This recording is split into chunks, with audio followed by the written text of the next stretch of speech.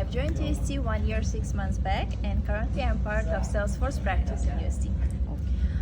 First time I've learned about servant leadership when I joined UST, and I always wanted to have the experience, that face-to-face experience to understand the concept in details. So for this past 2 days, I've been feeling very empowered, I would say motivated, exploring it more, learning it more, and of course implementing it in the practice.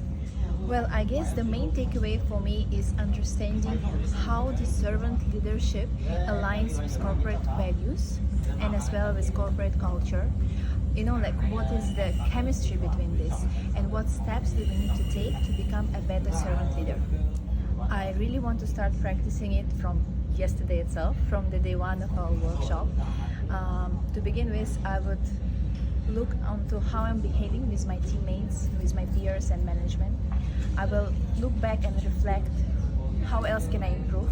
Of course, I will take into consideration our report that have been generated for us to understand our weakness points as well as strengths, and take position as a leader and try helping others to grow within their organization, support them, and of course work all together towards overall corporate goals.